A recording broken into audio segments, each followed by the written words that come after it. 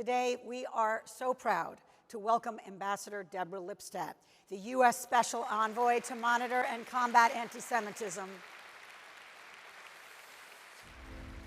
She is a good friend, not just of mine, but of the ADL, and she will be discussing her work in disrupting anti-Semitism and bringing together allies around the world to support this work.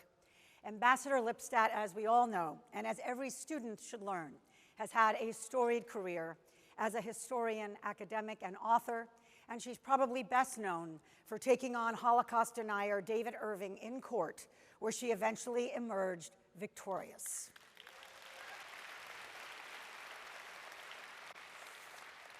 Deborah, just as an aside, was portrayed by Rachel Weisz in the 2016 film Denial, and you should see it if you never have.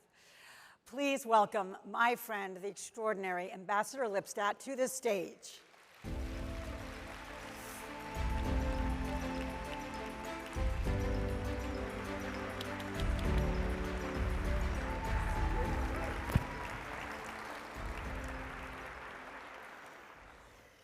So first of all, I have to say a private, personal, not so private, thank you. Amongst 38 of your 100 closest friends. 4,000 people.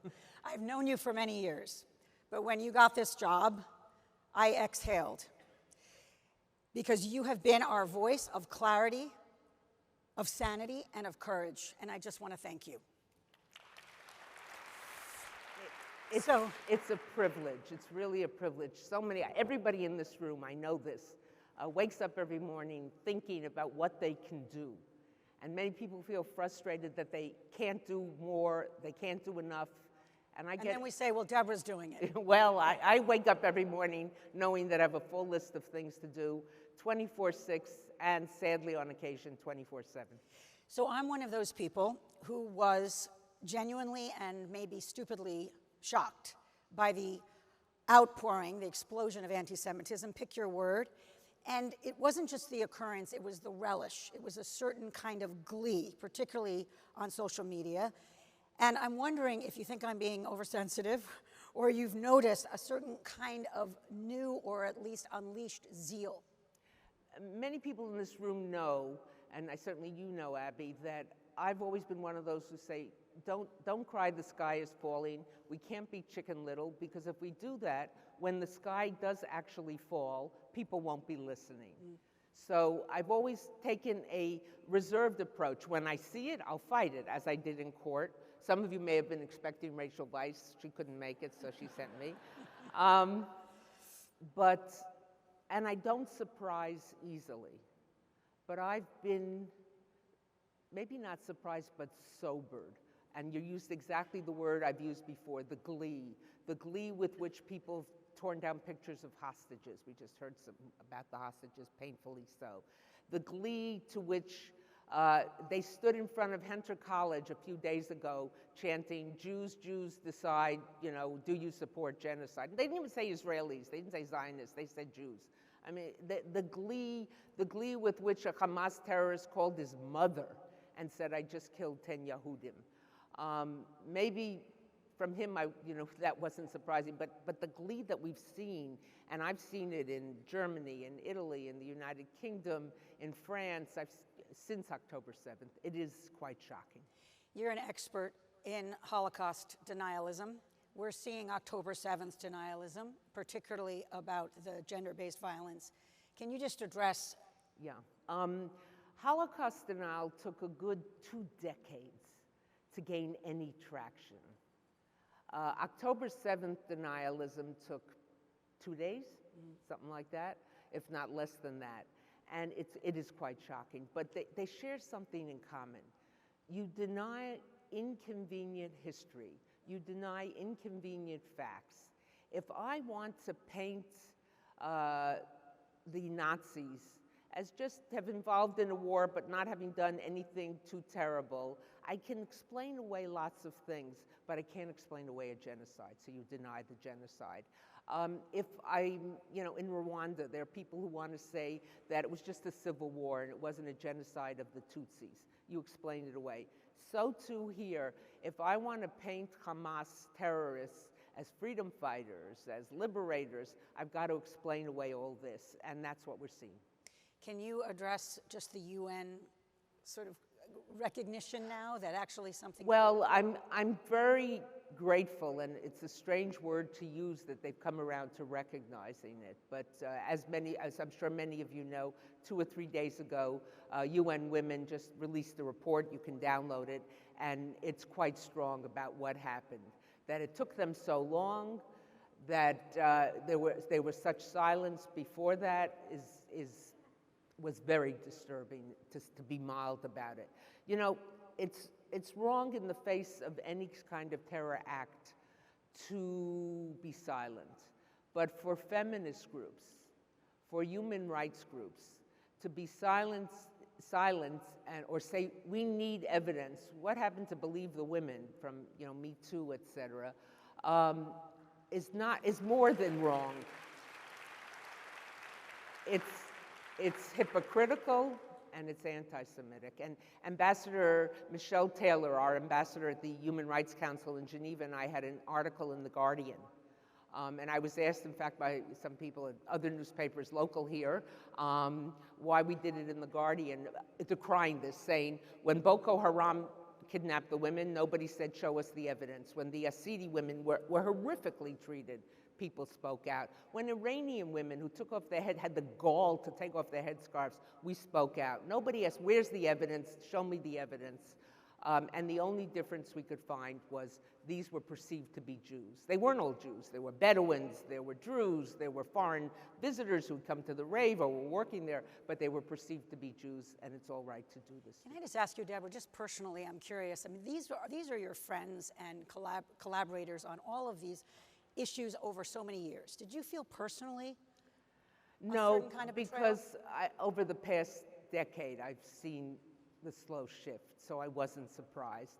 But I have many friends, acquaintances, as do you, who have worked closely on these issues, and they haven't done it strategically. They haven't said, we'll support your efforts, so when we are in trouble, you'll support. They did it because they believed in it. Many of them believed that their tradition, their Jewish tradition, you know, tzedek, tzedek, tirdof, justice, justice shall you pursue. The Torah thought it was so important to pursue justice. It didn't say it once, it said it twice, justice, justice. They did it, and they fully expected, when it happens to us, you'll be by our side. So there was a deep sense of betrayal, and for many, a sense that hypocrisy on the part of these groups. You hear so many say that education is the antidote to this moment. Do you think that people hate less if they learn more? You know, the problems we've seen on leading campuses throughout the world. I just came back from the UK. I was in Germany right before then. I've been in Italy and in this country. You know, our leading educational institutions, many of them harbor strong strains of anti-Semitism. Education is important. I've dedicated my whole life to educating. So if I didn't think it was important, I wouldn't be doing this. Education is important, but it's not a magic bullet. It's not a silver bullet. You can be a PhD and an SOB at the same time, you know? That's all they'll remember from this talk, you know? You can quote it, it's all right. Look, the mobile killing units of the Nazis, the ones who did the Holocaust by bullets, who killed over 1 million Jews, there were 4 of the units. 3 of the heads of the units had PhDs. 1 had 2 PhDs, and 1 was a minister. So it's not education, it's how you educate, it's morality, and it's people standing up and saying, that's wrong. So many of us in this room have kids on campuses right now. I know you're asked this probably every day. At Central Synagogue last night when you spoke, actually my synagogue, you said too many universities haven't taken anti-Semitism seriously.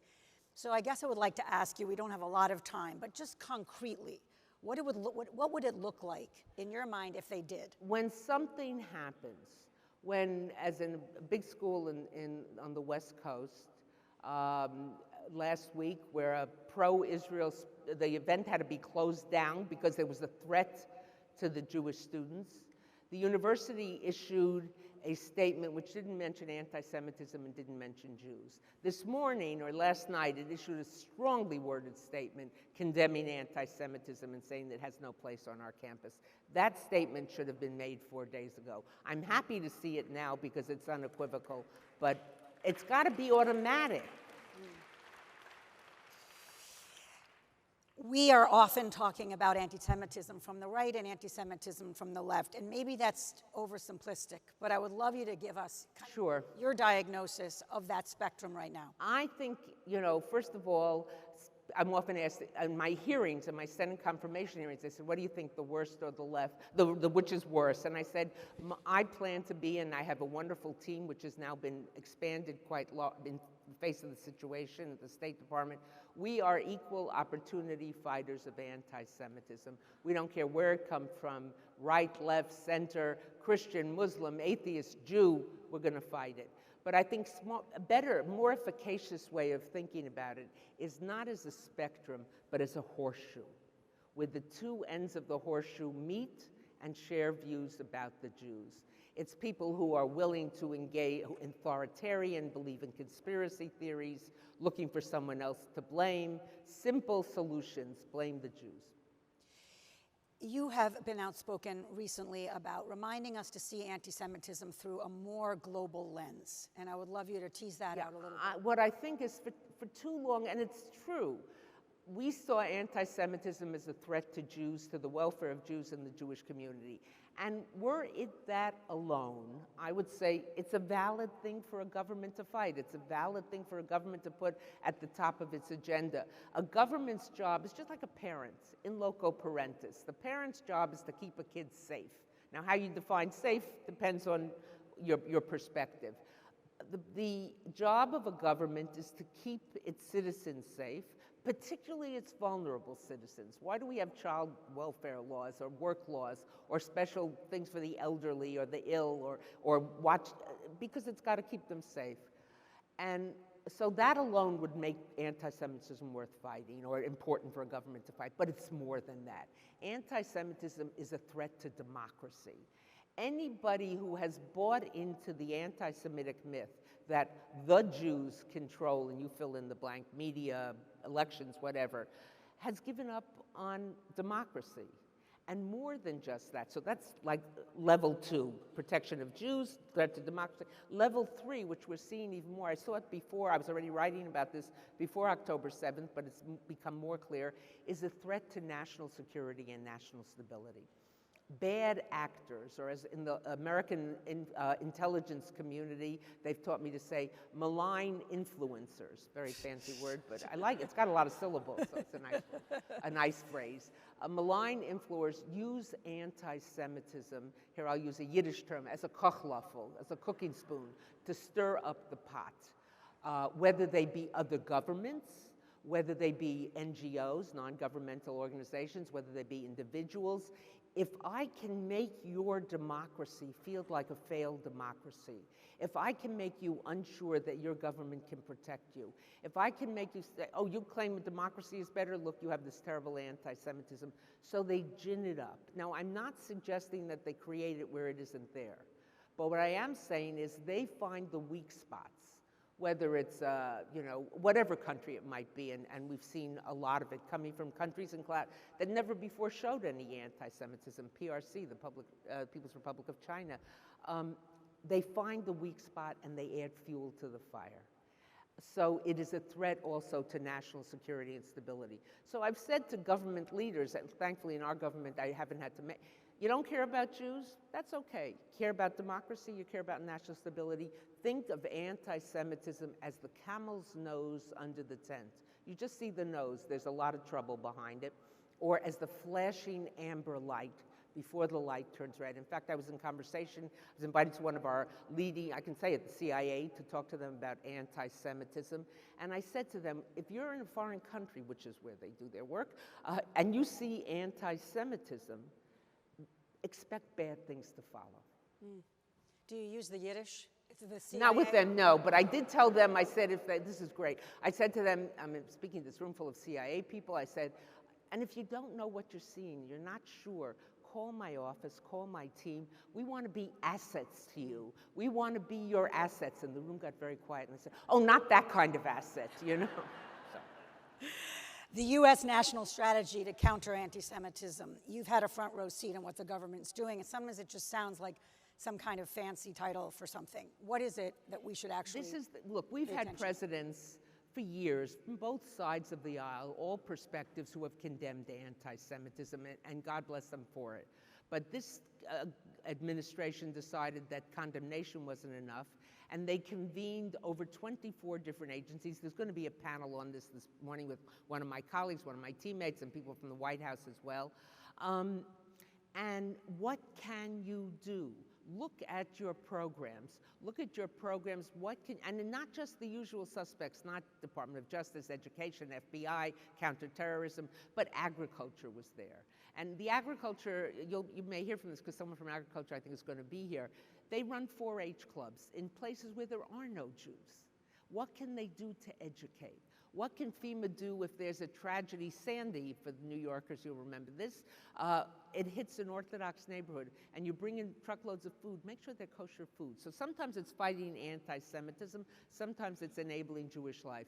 But there are weekly meetings about this, and progress is being made. There are benchmarks we've put in our report, and it's very encouraging. The situation is terrible, but the response. And not just to give a shout out to where we are, but how does the ADL partner with you or help you? We use I'm testifying tomorrow before Congress on anti-Semitism in the Western Hemisphere, particularly Latin America, South America, and ADL statistics are exceptionally important, the granular work that the ADL does. This is a fight. This can't just be a government fight. This has to be a whole of society fight. This has to be each of you calling out. If you hear someone saying something anti-Semitic, call it out, challenge it. But you've got to educate yourself. You can't just say, that's bad. You've got to know what you're doing, how you're doing. And if it's a friend, I've had students say this to me. My dorm mate, my suite mate, made some sort of comment. I didn't want to say anything because I might lose them as a friend. And sometimes, I don't always say it, but I often think maybe you should find yourself other friends. This idea that, as chilling as it is, that it's 1938 all over again, that there is that kind of historic parallel, since you're a historian? I just had this conversation last night with some of the foreign visitors and delegates to this gathering. And I had it last week in London as well. I don't think the parallel is there. 1938, so when I say it's not 1938, people say 1933, and of course they're referring to Germany, to Italy. What we saw in Europe at that time was government-sponsored anti-Semitism. What we're seeing certainly in this country is a government that has put itself wholeheartedly into the fight against anti-Semitism. We see that. We have special envoys on anti-Semitism in numerous countries. Governments are fighting it. Now, not all governments, but in the vast majority, certainly amongst democracies, governments recognize this is wrong and must be fought. And that's a big difference. So finally, Ambassador, you wrote a beautiful, powerful op-ed in the New York Times, ironically 1 month before October 7th, and I just want to quote from it briefly. You said basically that the most powerful way to combat anti-Semitism is to double down on our Jewish traditions. Quote, combating anti-Semitism requires a shift in perspective. It must sprout from a positive place. We must know that what we are protecting from assault. We must be motivated far more by our love for the insights, wisdom, and joy embedded in Jewish culture than by the fight against those who harbor an insane hatred of it. I really believe that, and I say that as someone who has spent her academic career, her professional career, teaching about what is done to Jews. We also have to know what Jews do. We just can't be motivated by protecting ourselves from the enemies from without. We have to celebrate from what's within. That calls for learning, it calls for study, it calls for familiarizing yourself, but don't let the oppressors control how you identify. You know, maybe just in closing, I was at a major book festival, Hay on Wye on Hay in Wales. You know, it's one of the biggest little town becomes, you know, a book festival for a week. It's amazing. But I was being interviewed by a former editor of a major British daily, and she said to me, how do you do this day after day? And this was before I became an ambassador, when I was just writing about it. And I said, you know, We've been around for a very long time. And as a historian, I can say there's no logical reason why Jews should exist. Whether you look at the first century, the rise of Christianity in Jerusalem and Judea, Samaria, or you look at Rome and Christianity, or you look at the rise of Islam or Protestant, Martin Luther, or you go into later years, you go into socialism, communism, the Holocaust. It's not logical that we should be here. But Mir Zayin and Da, we're here, we survive, we thrive, and it's not because of the anti-Semites, it's despite the anti-Semites, because we're sure of who we are and what we are.